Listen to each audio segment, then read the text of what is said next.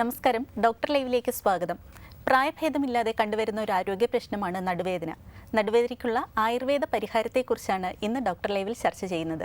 ഈ വിഷയത്തിൽ പ്രേക്ഷകരുടെ സംശയങ്ങൾക്ക് മറുപടി പറയുന്നതിനായി തിരുവനന്തപുരം ഗവൺമെൻറ് ആയുർവേദ കോളേജ് ആശുപത്രിയിലെ സൂപ്രണ്ടും പ്രൊഫസറുമായ ഡോക്ടർ ജി ചന്ദ്രകുമാർ ഡോക്ടർ ലൈവിൽ അതിഥിയായെത്തിയിരിക്കുന്നു. നമസ്കാരം ഡോക്ടർ. സാധാരണയായിട്ട് പ്രായവ്യത്യാസമില്ലാതെ വളരെയധികം ആൾക്കാരിൽ കണ്ടുവരുന്ന ഒരു ആരോഗ്യ പ്രശ്നമാണ് നടുവേദന.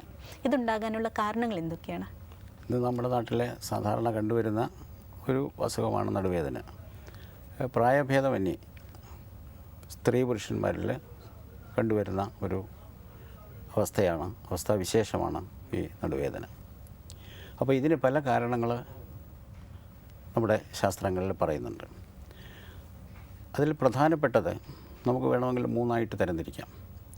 അതിൽ ഒന്ന് നട്ടെല്ലിൻ്റെ ആ റീജിയണിൽ തന്നെ ഉണ്ടാകുന്ന ചില രോഗകാരണങ്ങൾ. രണ്ടാമത്തേത് നമ്മുടെ ആന്തരിക അവയവങ്ങൾക്കുണ്ടാകുന്ന ചില രോഗങ്ങൾ. മൂന്നാമത്തെ നമ്മുടെ ലൈഫ് സ്റ്റൈൽ ഡിസോർഡേഴ്സ്. അപ്പോൾ ഇപ്പോൾ നമ്മൾ പ്രധാനമായിട്ടും ചർച്ച ചെയ്യുന്നത് നടുവേദന എന്നുള്ളത് ആ നടുവിൻ്റെ ഭാഗത്ത് ഏറ്റവും വെർട്ടിബ്രൽ കോളത്തിൻ്റെ ഏറ്റവും താഴെ അറ്റത്തുണ്ടാകുന്ന ചില അവസ്ഥാവിശേഷങ്ങളാണ്. അത് നമുക്ക് 6ആയിട്ട് തരംതിരിക്കാം. അതിൽ ഏറ്റവും പ്രധാനപ്പെട്ടത് ജന്മന ഉണ്ടാകുന്ന ചില വളർച്ച വൈകല്യങ്ങളാണ്. അതിൽ പ്രധാനമായിട്ട് പറയുന്നത് കൺജനിറ്റൽ അനോമലീസ് എന്ന് പറയും. അതിൽ പ്രധാനമായിട്ട് നമുക്ക് പറയാനുള്ളത് ഈ സ്പൈന ബൈഫിഡ എന്ന് പറയുന്ന ഒരു കണ്ടീഷനുണ്ട്. അതായത് ഈ വെർട്ടിബ്രൽ ബോഡിയുടെ ന്യൂറൽ ആർച്ച് അത് കംപ്ലീറ്റായിട്ട് ഫ്യൂസ് ചെയ്യാതെ വരുന്ന ഒരവസ്ഥയാണ്. അങ്ങനെ വരുമ്പോൾ നമ്മുടെ ഈ സ്പൈനൽ കോഡിൻ്റെ കണ്ടൻസ് അത് പുറത്തേക്ക് തള്ളി വരാൻ സാധ്യതയുണ്ട്. അങ്ങനെ തള്ളി വരുന്ന അവസരത്തിൽ അത് താഴോട്ടുള്ള നെർവ്സിനെയൊക്കെ കംപ്രസ് ചെയ്യുന്നത് കൊണ്ടാണ് നമുക്ക് ഈ ബാക്ക് പെയിനും അതുപോലെ തന്നെ കാലിലേക്കുണ്ടാകുന്ന വേദനയൊക്കെ ഉണ്ടാകുന്നത്. നമുക്കൊരു ഫോൺ കോൾ ഉണ്ട്. ഹലോ, ഡോക്ടർ ലൈവാണ്. ആരാണ് വിളിക്കുന്നത്? ഞാൻ ഭോപ്പാലിൽ നിന്നാ. ഡോക്ടറിന്റെ ചോദിച്ചോളൂ. ചോദിച്ചോളൂ. അല്ല ഡോക്ടർ, എനിക്ക് യൂട്രസ് എടുത്തിട്ട് 10-15 വർഷം കഴിഞ്ഞു. അപ്പൊ എനിക്കിപ്പോ എപ്പോഴും ഇപ്പം നടുവിന് വേദനയുണ്ട്. അപ്പം ഞാൻ ഈയിടെ ഹോസ്പിറ്റലിൽ പോയപ്പോഴും ഒരു എക്സസൈസും അതും ചൂടും ഒക്കെ വെപ്പിച്ചു. പിന്നെ അന്നേരം ഒരു ഇതുണ്ട്. പിന്നെ എനിക്ക് ഇങ്ങനെ കുറച്ചു നേരം കഴിയുമ്പം വരും. എനിക്ക് കാലയിലെല്ലാം ഇപ്പൊ ഇങ്ങനെ വെയിൻ മുഴുവൻ ബ്ലഡ് കോട്ടായ പോണക്ക് കാണാം. അപ്പൊ അതിന് എന്തോ ആയുർവേദം വല്ലതും ചെയ്താൽ മാറുമോ? അത് നമ്മുടെ ശരീരപ്രകൃതി എങ്ങനെയാണെന്ന് മനസ്സിലാക്കണം. സാധാരണ യൂട്രസ് റിമൂവ് ചെയ്ത് കഴിഞ്ഞാൽ നമ്മുടെ ബോഡി വെയിറ്റ് കൂടുന്നൊരു സ്വഭാവമുണ്ട്. നമ്മളെങ്ങനെ വെയിറ്റ് കൂടിയ ആളാണോ അതേ ഒബേസ് ആയിട്ടുള്ള എത്ര? 55 ഉണ്ട് വെയിറ്റ്. 55. വയസ്സ് എത്ര ഉണ്ട്? വയസ്സും 55 ആയി. അപ്പോൾ രണ്ടാമത് പറഞ്ഞ മറ്റൊരു കാര്യം വെരിക്കോസ് വെയിനിൻ്റെ ആണ്. അപ്പം ഇത് 2 കാരണങ്ങൾ കൊണ്ടാണ് ഈ കാലിലേക്കുള്ള വേദന വരുന്നതെന്ന് പറയുന്നത്. വെരിക്കോസ് വെയിൻ ഉണ്ടെങ്കിൽ കാലിന് കഴപ്പും വേദനയൊക്കെ ഉണ്ടാവാൻ സാധ്യതയുണ്ട്. രണ്ടാമത്തത് നമ്മുടെ വയറ് കൂടുതലായിട്ടുള്ള ആളാണെങ്കിൽ ഈ നമ്മുടെ നട്ടെല്ലിൻ്റെ ആ കർവേച്ചറിന് വ്യത്യാസം വരും. നട്ടെല്ലിൻ്റെ വളം ഇല്ല. പിന്നെ വല്ല അനസ്തേഷ്യ വല്ലതും സ്പൈനൽ അനസ്തേഷ്യ വല്ലതും തന്നിട്ടുണ്ടോ? യൂട്രസ് റിമൂവ് ചെയ്തപ്പോഴും ഉണ്ട്. നട്ടെല്ലിനാണോ ഇഞ്ചക്ഷൻ എടുത്തത്?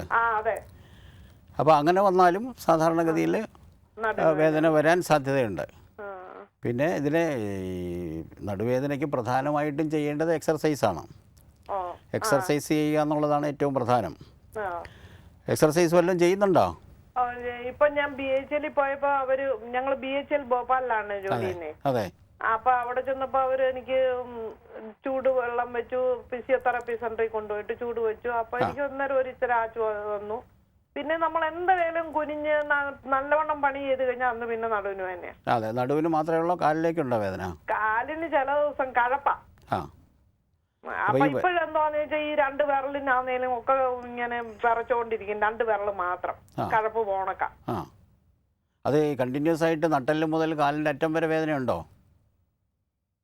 ചില ദിവസങ്ങളിൽ മാത്രമേ ഉള്ളൂ. ചില ദിവസം മാത്രം. അപ്പോൾ അത് ഈ ശരിക്കും പറഞ്ഞാൽ ഒരു ന്യൂറോളജിക്കൽ പ്രോബ്ലമാണ്. അതുകൊണ്ടാണ് ഈ നട്ടെല്ല് മുതൽ താഴെ അറ്റം വരെ ഈ വേദന റേഡിയേറ്റ് ചെയ്ത് വരുന്നത്. അപ്പോൾ നട്ടെല്ലിനെ ചികിത്സിച്ചെങ്കിൽ മാത്രമേ അതിൻ്റെ ഈ വേദന മാറുകയുള്ളൂ. അപ്പൊ അത് ആയുർവേദമാണോ നല്ലത്? ആയുർവേദം കൊണ്ടത് മാറ്റാൻ സാധിക്കും. ഓക്കെ. അല്ല, നമ്മൾ സാധാരണ ചെയ്യുന്നത് വലിയ സിവിയർ ആയിട്ടുള്ള പെയിൻ തോന്നുകയാണെങ്കിൽ നമ്മൾ ഈ മസാജൊക്കെ ചെയ്തിട്ടേ അത് ട്രാക്ഷൻ കൊടുത്ത് മസാജ് ചെയ്യും. കാല് ഇങ്ങനെ വലിച്ചു പിടിച്ചിട്ട് മസാജ് ചെയ്യും. മസാജ് ചെയ്തിട്ട് ഈ നട്ടലിൻ്റെ താഴെ അറ്റത്ത് ലംബാർ ഏരിയ എന്ന് പറയും, അവിടെ ബാൻഡേജ് ചെയ്യും. ബാൻഡേജ് ചെയ്തിട്ട് എണ്ണ ഒഴിച്ചു കൊടുക്കും. സാധാരണ ഇത് ചെയ്ത് കഴിഞ്ഞാൽ തന്നെ നമ്മുടെ പെട്ടെന്നുള്ള വേദനയ്ക്ക് പകുതി മാറ്റം ഉണ്ടാവും. മാത്രമല്ല ഈ നട്ടലിൻ്റെ ഭാഗത്തൊരു സപ്പോർട്ട് കിട്ടുകയും ചെയ്യും. ഇപ്പോൾ മോഡേണായിട്ട് അവർ പറയുന്നത് പോലെ നമ്മൾ ബെൽറ്റ് ഇടുന്നതിന് പകരം ഈ ചികിത്സാ രീതി വളരെ ഫലപ്രദമായിട്ട് നമുക്ക് ചെയ്യാൻ കഴിയും. ഹലോ, ഡോക്ടർ ലൈവാണ്. ആരാണ് വിളിക്കുന്നത്? ഞാൻ മലപ്പുറത്ത് നിന്നാണ്. ഡോക്ടറോട് ചോദിച്ചോളൂ. പറഞ്ഞു. എനിക്ക് 2 മാസമായിട്ട് ഊരൊക്കെ ചെറിയൊരു വേദന വന്നു നടുവിന്. 2 മാസം മുമ്പ് വന്നു. ചെറുങ്ങനെ കാര്യമായിട്ടൊന്നും പിടിക്കുക അങ്ങനെ ഒന്നും ഉണ്ടായിട്ടില്ല. പക്ഷെ പിന്നീട് അത് വേദന താഴോട്ട് ഇറങ്ങി മസിലുമേല് 2 മസിലിനും, മുട്ടിന് താഴെയുള്ള മസിലിനും അരക്ക് താഴെയുള്ള മസിലിനായിട്ട് ഇങ്ങനെ വേദന കൂടി കൂടി വന്നു. ഇപ്പൊ എന്റെ മുട്ടിന് താഴെയായിട്ട്, ഇടത്തെ കാലിന്റെ മുട്ടിന് താഴെയായിട്ട് ആ വേദന തന്നെ ഇപ്പൊ പോകുന്നില്ല. 2 മാസമായിട്ട് തീരെ കുറവ് കാണുന്നില്ല. എന്തുകൊണ്ടാണ് അങ്ങനെ? ഞാൻ കുറെ ആയുർവേദ മരുന്ന് പറയും. മറ്റു പരിശോധനകളും എല്ലാം നടത്തിയോ? എന്നെ MRI ടെസ്റ്റ് ഒക്കെ നടത്തിന്. അതിൽ എന്തെങ്കിലും പ്രത്യേകിച്ച് കാരണങ്ങൾ പറയുന്നുണ്ടോ? കാരണം അവർ ഡിസ്കിന് കംപ്ലൈന്റ് ആയതുകൊണ്ടാണ് അങ്ങനെ വരുന്നതെന്നാണ് പറഞ്ഞത്. അതെ, ഡിസ്കിന് കംപ്ലൈൻറ്റ് വന്നാൽ സാധാരണഗതിയിൽ നെർവ്സിന് കംപ്രഷൻ വന്നിട്ട് അത് താഴോട്ടുള്ള നെർവ്സിന്, കാലിൻ്റെ അറ്റം വരെയുള്ള നെർവ്സിനെ അത് ബാധിക്കും. സയാറ്റിക് നെർവ് എന്നാണ് അതിന് പറയുന്നത്. അപ്പോൾ അത് ചികിത്സിച്ച് ഭേദമാക്കാവുന്നതാണ് ഒരു പരിധി വരെ. ഞാൻ നേരത്തെ പറഞ്ഞതുപോലെ അതിനൊരു 4 സ്റ്റേജസ് ഉണ്ട്. അതിൻ്റെ അഡ്വാൻസ്ഡ് സ്റ്റേജസ് ഒക്കെ ആണെങ്കിൽ സർജിക്കൽ ഇൻ്റർവെൻഷനാണ് അതിൽ ചെയ്യേണ്ടത്. ആദ്യത്തെ സ്റ്റേജുകളിലാണെങ്കിൽ നമുക്ക് ഈ ട്രീറ്റ്മെൻറ്റ് ചെയ്താൽ അതിൻ്റെ പ്രയോജനം കിട്ടും. ഡോക്ടർ ലൈവിൽ ഇനിയൊരു ഇടവേളയ്ക്കുള്ള സമയമാണ്. ഡോക്ടർ ലൈവിൽ ഒരു ചെറിയ ഇടവേള.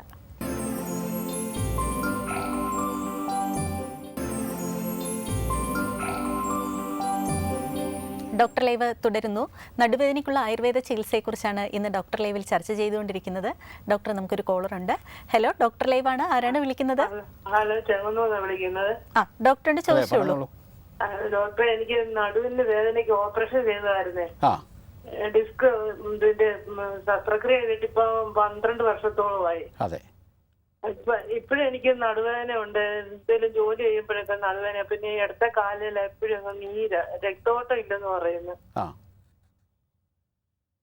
അപ്പൊ അതിന് ഇനി എന്തോ ചെയ്യാനാണ് ഡോക്ടർ? ഓപ്പറേഷൻ ചെയ്തുകൊണ്ട് വലുതായിട്ട് ആയുർവേദം ചെയ്താലൊന്നും ഇത് ഫലിക്കത്തില്ലെന്നാ പറയുന്നത്. അങ്ങനെയില്ല. ഇത് ഓപ്പറേഷൻ ചെയ്ത് കഴിഞ്ഞിട്ടും വീണ്ടും അത് വന്ന സ്ഥിതിക്ക് നമുക്ക് ആയുർവേദ ട്രീറ്റ്മെൻറ്റ് നോക്കാവുന്നതാണ്.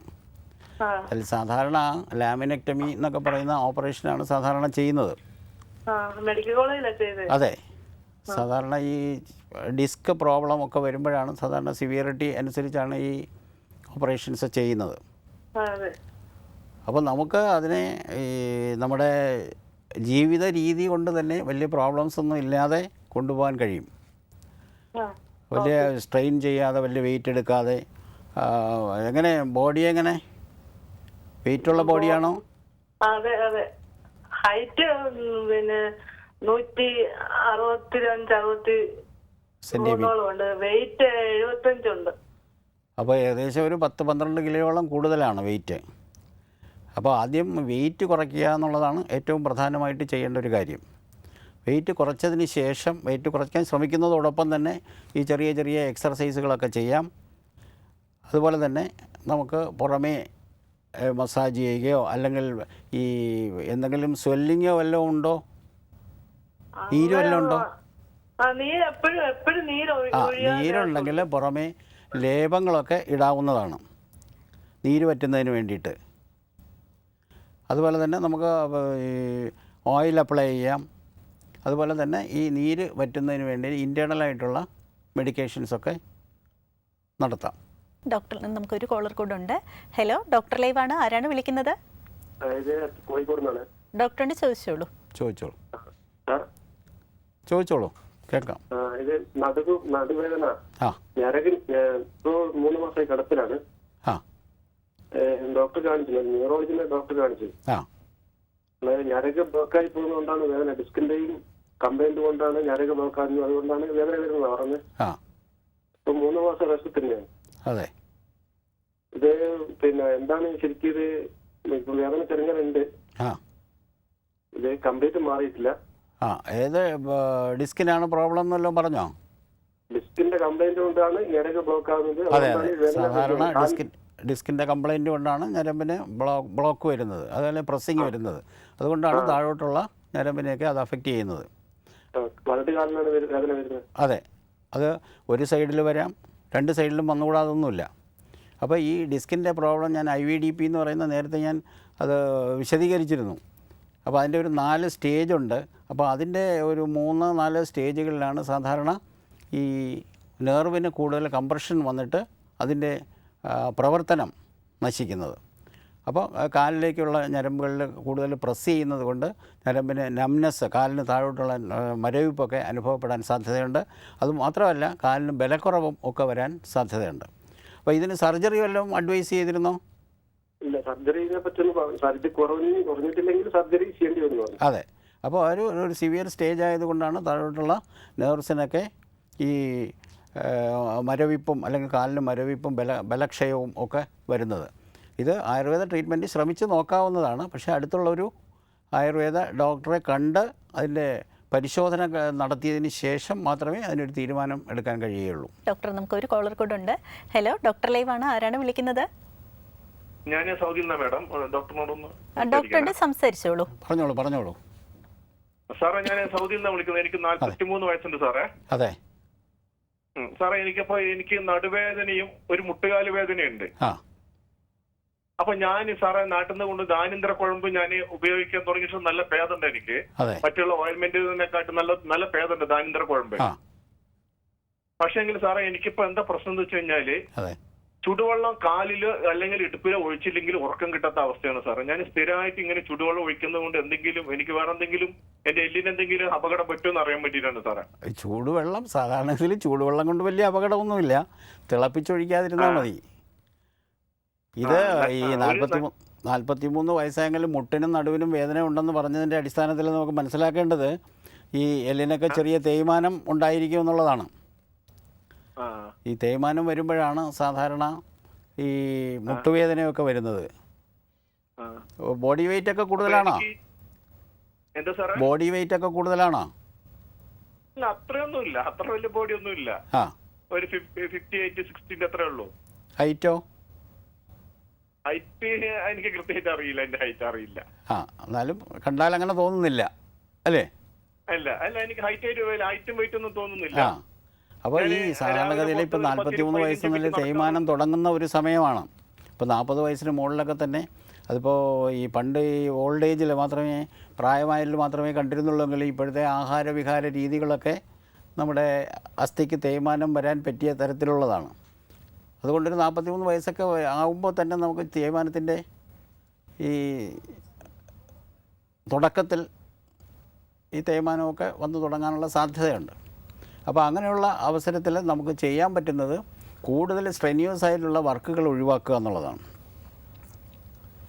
ഈ മുട്ടിന് വേദന വന്നു കഴിഞ്ഞാൽ ഒരുപാട് സമയം നമ്മൾ നിൽക്കാതിരിക്കുക, അധികം സ്റ്റെപ്പുകൾ കയറി ഇറങ്ങാതിരിക്കുക, ഇതൊക്കെയാണ് പ്രധാനമായിട്ടും നമുക്ക് ഒഴിവാക്കാൻ പറ്റുന്നത്. അതുപോലെ തന്നെ നട്ടലിൻ്റെ വേദന ഉള്ളതുകൊണ്ട് നമ്മൾ വെയിറ്റ് പൊക്കി എടുക്കാതിരിക്കുക, അതുപോലെ അധികം ഈ യാത്ര ചെയ്യാതിരിക്കുക, സ്കൂട്ടറിലും ബൈക്കിലും ഒക്കെ യാത്ര ചെയ്യുന്നത് കഴിയുന്നതും ഒഴിവാക്കുക. ഇതൊക്കെ ചെയ്താൽ തന്നെ കുറച്ചൊരു ആശ്വാസം കിട്ടും. അതിൻ്റെ കൂട്ടത്തിൽ നമുക്ക് ഈ ഇൻറ്റേർണലായിട്ടുള്ള മരുന്നുകൾ കഴിക്കുക, പിന്നെ കാലിൻ്റെ മുട്ടിലൊക്കെ നീരുണ്ടെങ്കിൽ ലേപനങ്ങളൊക്കെ ചെയ്യുക, പിന്നെ മുട്ടിനൊരു സപ്പോർട്ട് കിട്ടാൻ വേണ്ടി ബാൻഡേജ് ചെയ്യുക, അങ്ങനെയൊക്കെയുള്ള കാര്യങ്ങൾ ചെയ്തു കഴിഞ്ഞാൽ തന്നെ നമുക്ക് ആശ്വാസം കിട്ടും.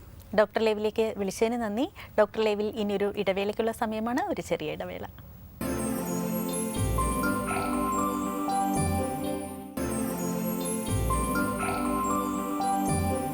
ഡോക്ടർ ലൈവ് തുടരുന്നു. നടുവേദനയ്ക്കുള്ള ആയുർവേദ ചികിത്സയെക്കുറിച്ചാണ് ഇന്ന് ഡോക്ടർ ലൈവിൽ ചർച്ച ചെയ്തുകൊണ്ടിരിക്കുന്നത്. ഡോക്ടർ, സാധാരണയായിട്ട് നീർവീക്കം മൂലം പലപ്പോഴും നടുവേദന വരാറുണ്ട്. ഇത്തരം ഘട്ടത്തിൽ എന്ത് ചികിത്സയാണ് നൽകേണ്ടത്?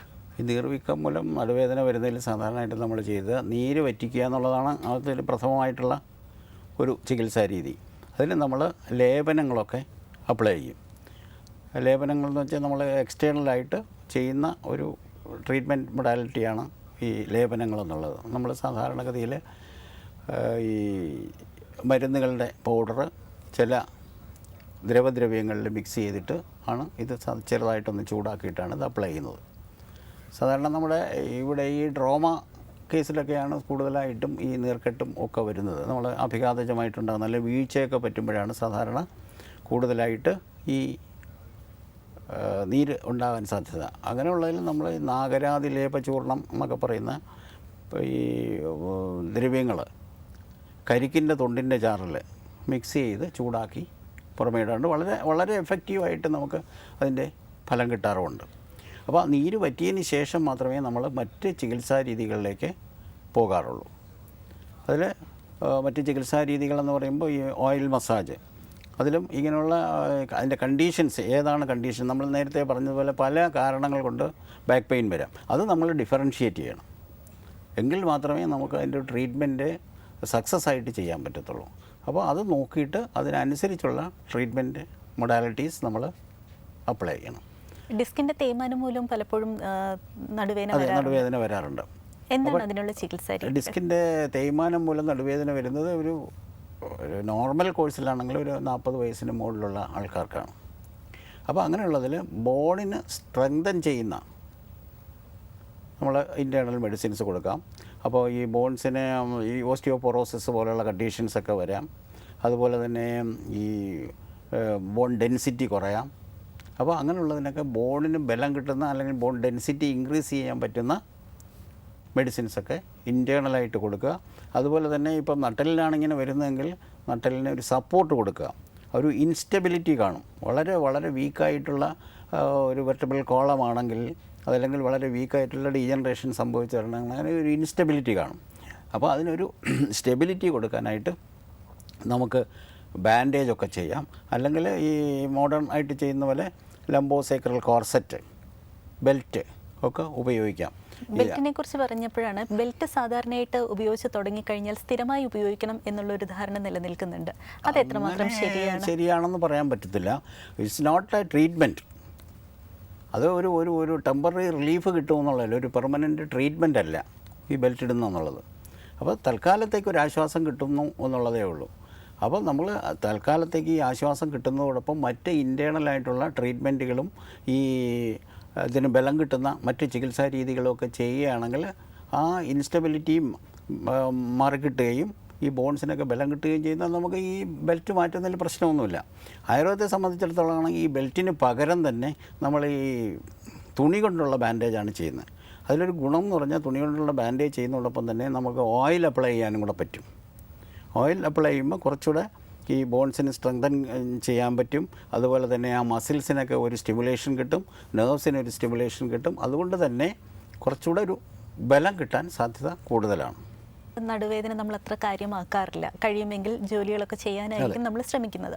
അതെപ്പോഴാണ് ഗുരുതരമായിട്ടുള്ള ആരോഗ്യ പ്രശ്നങ്ങളിലേക്ക് നയിക്കുന്നത്? അത് ഈ പ്രധാനമായിട്ടും നമ്മളൊരു ചെറിയ നടുവേദന വരുമ്പോൾ അത് നമ്മൾ നെഗ്ലക്റ്റ് ചെയ്യാറുണ്ട്. അങ്ങനെ നെഗ്ലക്റ്റ് ചെയ്ത് കഴിയുമ്പോഴാണ് നമ്മുടെ റൊട്ടീൻ വർക്കുകൾ മുഴുവൻ ചെയ്തുകൊണ്ടിരിക്കുമ്പോൾ ഇപ്പോൾ ഈ നേരത്തെ പറഞ്ഞ പോലെ ഡിസ്കിൻ്റെ പ്രോബ്ലം ആണെങ്കിൽ അതിൻ്റെ ഫസ്റ്റ് സ്റ്റേജിൽ നമുക്ക് വേദന തോന്നും, പക്ഷേ നമ്മളൊന്നും ചെയ്യത്തില്ല.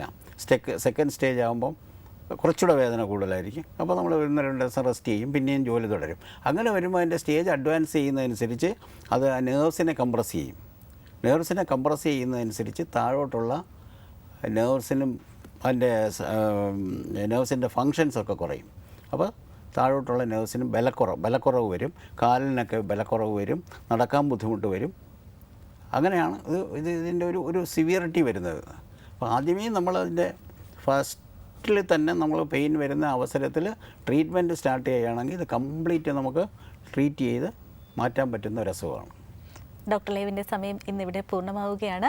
നടുവേദനയ്ക്കുള്ള ആയുർവേദ ചികിത്സയെക്കുറിച്ചാണ് ഇന്ന് ഡോക്ടർ ലൈവിൽ സംസാരിച്ചത്. തിരുവനന്തപുരം ഗവൺമെൻറ് ആയുർവേദ കോളേജ് ആശുപത്രിയിലെ സൂപ്രണ്ടൻറ്റും പ്രൊഫസറുമായ ഡോക്ടർ ജി ചന്ദ്രകുമാറാണ് ഇന്ന് നമ്മോടൊപ്പം ഉണ്ടായിരുന്നത്. നന്ദി, നമസ്കാരം.